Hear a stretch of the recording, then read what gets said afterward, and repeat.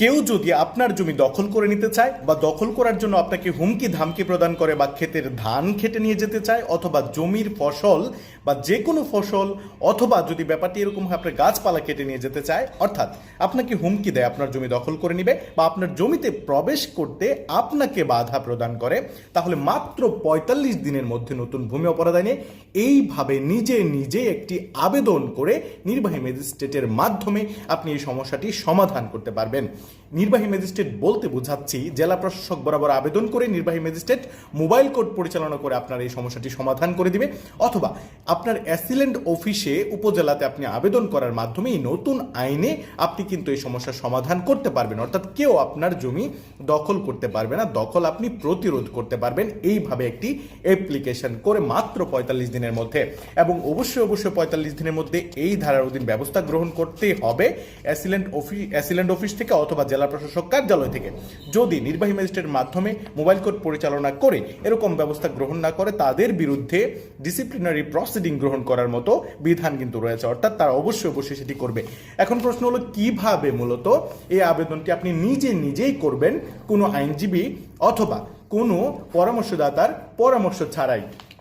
আপনি নিজে কিভাবে এই পিটিশনটি ড্রাফট করবেন? আপনি প্রথমে লিখবেন, আপনার যদি জেলা প্রশাসক কার্যালয়ে করেন তাহলে মাননীয় জেলা প্রশাসক মহোদয় কিশোরগঞ্জ, অথবা আপনার জেলা যদি গাজীপুর হয় গাজীপুর, বা ময়মনসিংহ হলে ময়মনসিংহ, বা অন্য কোনো জেলা হলে অন্য কোনো জেলার নাম আপনি সেখানে লিখবেন। তারপর পিটিশন মোকদ্দমার নং লিখবেন, অবলিক দিয়ে পাশে আপনি আপনার যে কত সালে কোন সালে বা ২০২৬ সাল আপনি সেটি এখন লিখে দিবেন।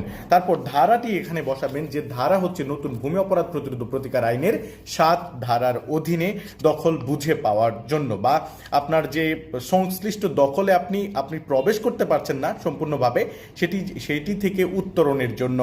এখন বিষয়টি হচ্ছে বিষয় কি লিখবেন এই আবেদনপত্রে নিজে লেখার সময় বলা হচ্ছে মোবাইল কোর্ট আইন ২০০৯ এর অধীনে মোবাইল কোর্ট পরিচালনার মাধ্যমে অপরাধ আমলে গ্রহণপূর্বক ভূমি অপরাধ প্রতিরোধ প্রতিকার আইনের ৭ ধারা অনুযায়ী ব্যবস্থা গ্রহণ প্রসঙ্গে সেটি হবে আপনার বিষয়।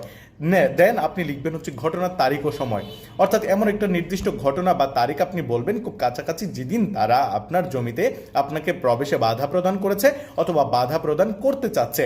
অ্যান্ড নাম্বার 3-তে আপনি ঘটনার স্থান উল্লেখ করবেন।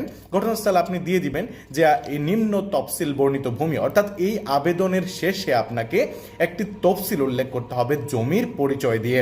তাহলে পরবর্তীতে যেটি লিখবেন সেটি হচ্ছে যে এখানে অভিযোগকারী, অর্থাৎ আপনি আপনার নাম লিখবেন, আপনার বিস্তারিত ঠিকানা এখানে উল্লেখ করবেন, আপনার ফোন নাম্বারটিও সেখানে সংযুক্ত করে দিবেন। এক্ষেত্রে আপনার এনআইডি কার্ডটাও লাগবে, অর্থাৎ আপনার নাম, পিতার নাম, আপনি কোন এলাকায় থাকেন, এনআইডি কার্ড, এবং হচ্ছে এখানে আপনার মোবাইল নম্বর সংযুক্ত করবেন। তারপর বনাম যারা প্রতিপক্ষ আছে প্রতিপক্ষদের নাম ঠিকানা এখানে লিখে নেবেন। একের অধিক হলে ১, ২, ৩ সিরিয়াল দিয়ে তাদের নাম লিখে দিবেন। তাদের একই এলাকা হলে তাদের সবার যে সাং একই সেটা সুন্দর করে এখানে লিখে দিবেন আর কি।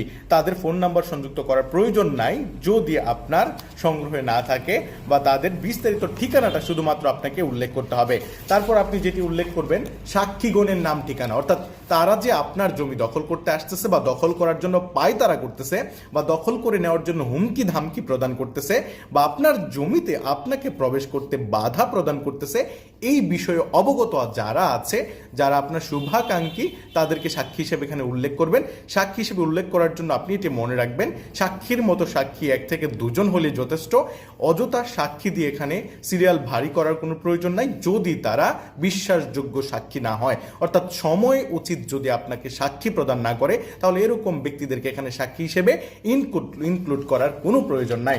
তারপর যে ব্যাপারটি রয়েছে অভিযোগে আপনি যেটি লিখতে পারেন, অর্থ মামলার অভিযোগকারীর সবিনয় নিবেদন এই যে অভিযোগকারী অত্যন্ত সহজ সরল ভদ্র সামাজিক আইন মান্যকারী সুনাগরিক হইতেছে বটে, পক্ষান্তরে মামলার আসামিগণ বা অভিযুক্ত পক্ষগণ বা প্রতিপক্ষগণ পরধনলোভী, শান্তি শৃঙ্খলা বিনষ্টকারী, সামাজিক স্থিতিশীলতা বিনষ্টকারী, দুর্দান্ত ধাঙ্গাবাজ, হারামাইট এবং জনবলে বলিয়ান আইন অমান্যকারী লোক হইতেছে বটে।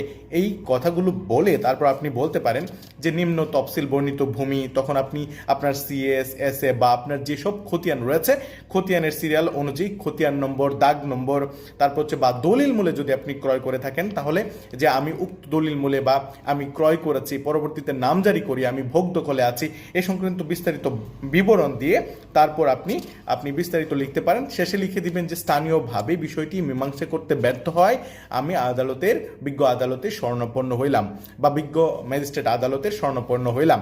আচ্ছা, তারপর আপনি এখানে ঘটনাটা বলতে পারেন যে উক্ত তারিখে দা বটি লইয়া অথবা কিছু ভূমিদস্যু ব্যক্তিবর্গ আমাকে জায়গাতে প্রবেশ করতে বাধা প্রদান করতেছে বা আমাকে জায়গাতে প্রবেশ করতে দিচ্ছে না, অথবা তারা জমিটি দখল করে নেওয়ার জন্য হুমকি ধামকি প্রদান করতেছে বা সাইনবোর্ড দেওয়ার জন্য চেষ্টা চালাচ্ছে, এই বিষয়গুলো আপনি তখন বর্ণনা করবেন।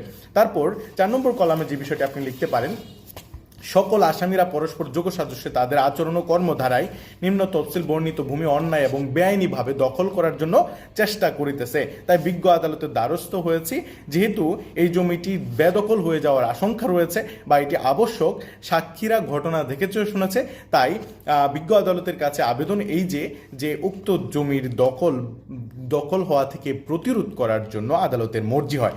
এই বিষয়টি লিখে আপনি তখন নালিশি ভূমির যে তফসিল রয়েছে, এখানে একটি তারিখ সংযুক্ত করে নালিশি ভূমির যে তফসিলটা রয়েছে সেই তফসিলটা এখানে আপনি দিয়ে দিবেন, অর্থাৎ কোন জেলার কোন থানার কোন মৌজার কোন খতিয়ানের কোন দাগের কত শতাংশ নালিশি জমি সেইটুকু লিখবেন। লেখার পরে আপনার আবেদনটি কমপ্লিট হবে না, আরও একটি বিষয় উল্লেখ করতে পারেন, সেটা হচ্ছে বাংলা চৌহদ্দি, অর্থাৎ এই জমিটি শনাক্ত করার জন্য সঠিকভাবে জমির উত্তরে কে রয়েছে, জমির দক্ষিণে কে রয়েছে, জমির পূর্বে কে রয়েছে এবং জমির পশ্চিমে কে রয়েছে, এই যাবতীয় বিষয়গুলো হওয়ার পরে আপনি সংযুক্তি, এই যে সেকশনটা রয়েছে এখানে সংযুক্তি হিসেবে আপনার ভোটার আইডি কার্ডের কপি এবং হচ্ছে যে খতিয়ানগুলোর যে ফটোকপি রয়েছে সেগুলো আপনি দিচ্ছেন।